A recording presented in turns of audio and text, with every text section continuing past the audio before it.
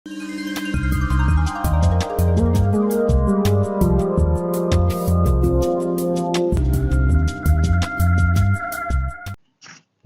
मित्रों, क्रांति समर्पण ट्रस्ट प्रस्तुत निरामय स्वास्थ्य का प्राकृतिक राजमार्ग, यह ऑडियो बुक भाग 2 उपविभाग 5C में आपका स्वागत है। आज का विषय है उपवास का शास्त्र। मित्रों, उपवास करना मतलब अपनी संगोपन माता जीवनी शक्ति को आराम देना।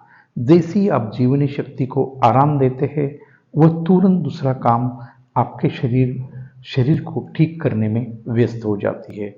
अपने जो 5 तत्वों से शरीर बना है, इसमें से सबसे सूक्ष्म तत्व आकाश तत्व है। ज़्यादा खाने से लगभग 95% लोगों का आकाश तत्व खत्म हुआ है, मतलब वो ओवरवेट कैटेगरी में आ गए हैं और यही से बीमारी की शुरुआत होती है। और यह आकाश तत्व उपवास करने से ही मिलेगा। अर्थ सीधा है, जिसके कारण वजन बढ़ा है उसको त्याग दोगे तो ही वजन कम होगा। यह कार्य करने वाली अपनी जीवनी शक्ति ही है। खून की गंदगी सफा करनी है, जो चर्बी है उसको गलाकर बाहर निकालना है। यह कार्य जीवनी शक्ति को फुर्सत मिलने के बाद ही हो सकता है। आपको लंबे उपवास शरीर और मन को तैयार करना है तो प्रथम जो गरिष्ठ भोजन है, तला हुआ, मीठा, ज़्यादा मसाले युक्त प्राणीजन्य पदार्थ जैसे दूध, मांस, अंडा, मछली, यह भोजन एक हफ्ते के लिए त्याग दें। इसके बदले बिना मसाले वाला एकदम हल्का भोजन लेना शुरू करें। एक आहार पद्धति का अवलंब करें। 2 नंबर है अपनी संस्था की आंतरिक शुद्धि की क्रिया। वमन धोती 15 दिन में एक बार, दूसरी जल नीति हफ्ते में एक बार और संजीवनी क्रिया 30 दिन सुबह शाम 2 टाइम करना है। यह समझने हेतु हमारे आंतरिक शुद्धि के वीडियो देखें, नहीं तो बुक पढ़े। यह 3 दिन करें। इसके बाद अपनी संस्था का सिर्फ 6 से 8 घंटे का निर्जला लंघन है और रसाहार डाइट शुरू करें।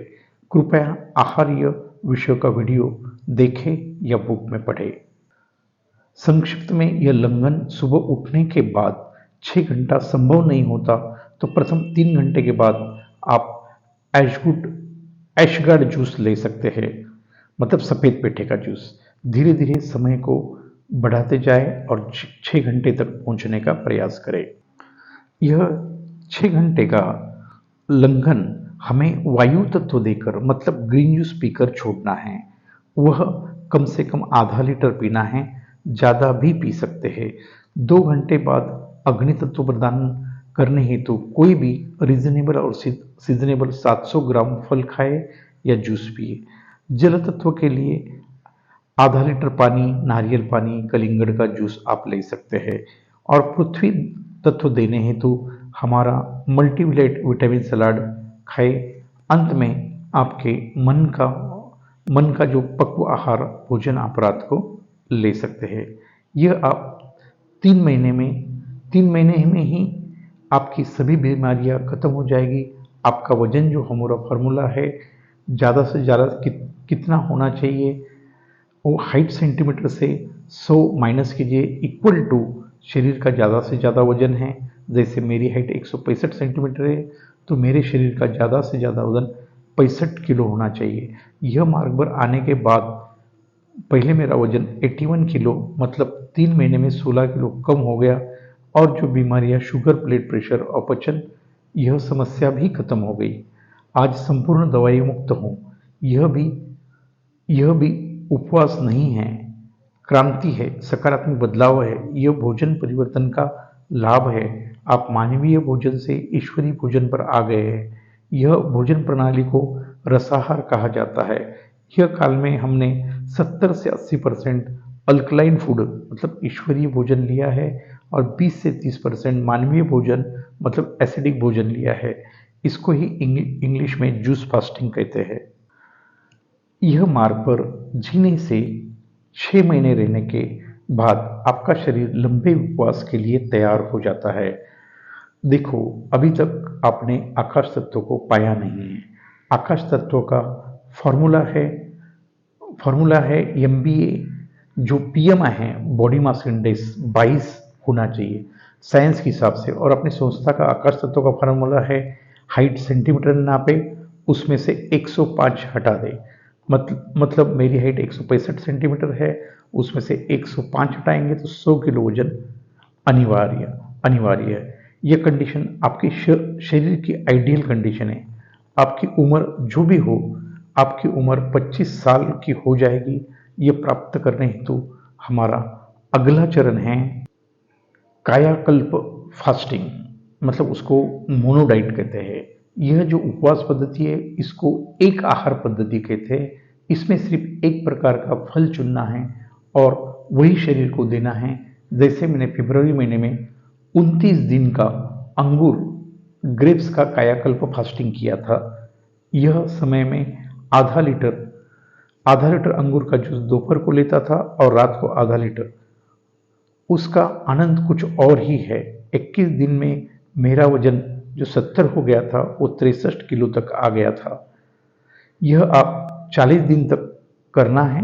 यह आप 40 दिन करते हो तो अपने आप शरीर पूर्ण परिवर्तित हो जाता है और आप पूरी तरह से शरीर और मन से संपूर्ण स्वास्थ्य आपको मिलता है।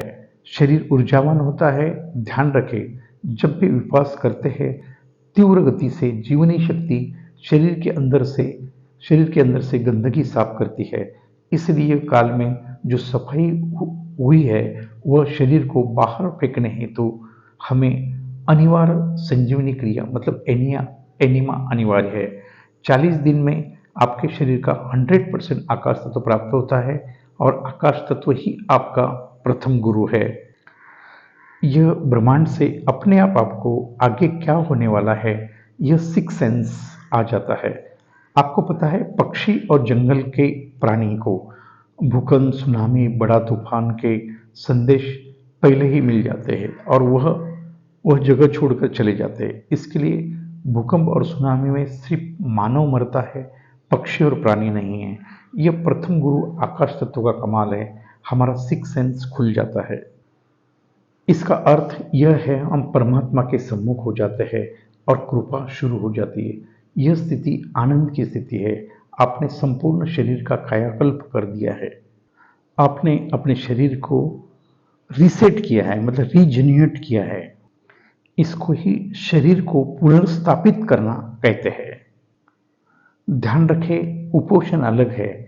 यह जो उपोषण करते हैं वो जबरदस्ती की क्रिया है और उपवास यह स्वेच्छा से, मनोबल से किया जाता है। इसके लिए उपवास करने के पहले मन को तैयार करना अनिवार्य है। यह सब मन का खेल है। हर एक शरीर का वजन अलग होता है। उपवास यह क्रिया मार्गदर्शक के मार्गदर्शन में करना अनिवार्य है। हम आपके मार्गदर्शक बन सकते हैं। आप यह स्थिति में आते हैं तो आपके अंदर से पूरा शरीर निर्मल स्वच्छ हो जाता है और आपके अंदर परमात्मा का वास होता है। देह ही परमात्मा का मंदिर है। उपवास से आपकी जीवनी शक्ति आपके सारे विकार और गंदगी नष्ट कर देती है, क्योंकि आपने अपनी संगोपन माता जीवनी शक्ति को आराम दिया है और जीवनी शक्ति ने यह चमत्कार किया है। मोनोडाइट की प्रैक्टिस होने के बाद आप उपवास के अगले आयाम पर पहुंचते हैं। उसको कहते हैं वाटर फास्टिंग। तो इसके आगे की प्रक्रिया दोस्तों हम समझते हैं, उसको बोलते हैं जल उपवास या वाटर फास्टिंग। यह स्थिति में हम सभी प्रकार के अन्न त्यागते हैं। हम फल और जूस भी नहीं लेते। सिर्फ ये उपवास में हम पानी लेते हैं। ज़्यादा से ज़्यादा थोड़ा शहद और नींबू पानी ले सकते हैं। यह जो उपवास है मनोबल पर निर्भर है। यह प्रथम चरण में सिर्फ 3 दिन का करना है। 3 दिन की प्रैक्टिस होने के बाद यह सबसे बड़ा बात आपका मनोबल और अपने अंदर की आवाज़ सुनकर करना है। यह सबसे बड़ा तप है। यही तप माता पार्वती ने किया है। यह भी 1 साल यह उपवास परमात्मा की प्राप्ति के लिए किया जाता है। यह जो उपवास है आपके शरीर की कंडीशन पर निर्भर करता है। अगर आपको दिल की बीमारी है, किडनी के रोग है, माइग्रेन, डायबिटीज या स्त्री की गर्भधारणा है, यह लोग ये उपवास नहीं कर सकते। शुरुआत आप 24 घंटे से कर सकते हैं। इसके लिए प्रथम अपने शरीर की स्थिति को जानकारी मार्गदर्शक को दे। मार्गदर्शक के मार्गदर्शन में ही ये उपवास करना है। मित्रों, ऐसा ही अमेरिका के डॉक्टर का एक किस्सा मैं सुनाता हूँ। अमेरिका के डॉक्टर पहले घर घर जाकर ट्रीटमेंट करते थे गाँव में। तो एक बार ऐसा हुआ, एक की कंडीशंस बहुत खराब थी और डॉक्टर ने जवाब दिया था कि यह लड़की अभी 5-6 दिन जिंदा रहेगी, उसके बाद ये मर जाएगी। तो वो लड़की ने किया क्या, जब से डॉक्टर ने बोला तब से खाना पीना बंद कर दिया, टोटल उपवास पे रही। उसका उपवास करना भी उद्देश्य नहीं था, जीवन में मरना ही है तो खाना क्यों, यह भावना से उसने ये चीज की। और फिर चमत्कार हुआ। 7 दिन के बाद यह डॉक्टर वापस वो गांव में देखने आया तो लगा वो लड़की अभी भी जिंदा है और उसकी सारी बीमारियां बहुत सारी कम हो गई है। तभी से वेस्टर्न कंट्री वालों को उपवास का महत्व समझने लगा और तब से उन्होंने, पश्चिमात्य देशों ने भी माना, लंघनम परम औषधम। अभी अगला प्रकार है श्वास के ऊपर उपवास, मतलब एयर फास्टिंग। यह बहुत बड़ी साधना है, मैंने भी नहीं की है, मगर यह 24 घंटा करने से शरीर में जो जानलेवा रोग है और जो मेडिकल साइंस ठीक नहीं कर सकता है, यह एक एक्टोफेजी है, जिससे अपना शरीर ही हमारे शरीर के अंदर के गलत सेल पेशियों को मार कर खाता है। यह दुर्धर कैंसर जैसे बीमारियों पर इलाज है, नहीं तो यह एक सिद्ध योगी ही कर सकता है। ध्यान रखें, जैसा मैंने आपको उपवास के क्रम समझा है वैसा ही उपवास करना है। डायरेक्ट आप वाटर फास्टिंग या एयर फास्टिंग पर ना आए, क्रम से जाए। यह उपवास का शास्त्र है। यह मैंने आपको उपवास का शास्त्र कहा है। वैसा उपवास छोड़ने का भी एक शास्त्र है। ध्यान रखें, उपवास यह हमेशा जूस पीकर ही छोड़ा जाता है। डायरेक्ट पक्व आहार ग्रहण ना करें। जिस तरह से हमने उपवास किया है वही क्रम से हमें वापस भी जाना है। उदाहरण के लिए, आपको जल फास्टिंग का उपवास छोड़ना है तो आपको प्रथम कोई भी जूस लेना है, फिर दिन भर मोनो डाइट का पालन करना है, एक ही प्रकार का जूस पीना है, यह एक दिन करना है। उसके बाद फल और सब्जियों का जूस ही आप दिन में ले सकते हैं। उसके बाद जूस और सलाद मिक्स करके लेना है। इसके बाद प्रथम मूंग की खिचड़ी या बॉइल्ड सब्जियां खानी है, धीरे धीरे गरिष्ठ भोजन पर जाना है। मित्रों, उपवास एक बहुत बड़ा तप है, यह हर एक को संभव नहीं है। इसलिए हमारे ईश्वरीय खान-पान मार्ग पर पंचतत्व आधारित भोजन प्रणाली बनाई है, इसका अवलंबन करें। इसके अंतर्गत हर रोज 6 से 8 घंटे का निर्जला लंघन है और बाद में तत्व के अनुसार भोजन लेना पड़ता है। यह मध्य मार्ग है। निवेदन है आपको 80% ईश्वरीय भोजन, अपक्व भोजन लेना है और 20% ही मानवीय भोजन लेना है। पक्व भोजन, यह मंत्र को आप स्वीकार करते हो, आपका जीवन ही बदल जाएगा। यह जो हमारा क्रांति समर्पण ट्रस्ट का डिवाइन नेचुरल डाइट सिस्टम का अवलंब करे, इसके अंतर्गत हर रोज 6 से 8 घंटा निर्जला लंघन है। यह आप सातत्यपूर्ण रेगुलर करते हो तो और इसको आपके लाइफ में कोई भी खड़तर उपवास करने की आपको जरूरत नहीं है और किसी प्रकार के उपवास की ही जरूरत नहीं रहती है। यह गान संपूर्ण भारतवर्ष में पहुंचाने हेतु हमारे क्रांति समर्पण ट्रस्ट के सदस्य बने और निस्वार्थ मानव सेवा ही ईश्वर सेवा का कार्य में सहयोगी हो जाए। धन्यवाद। आपका दिन शुभ हो।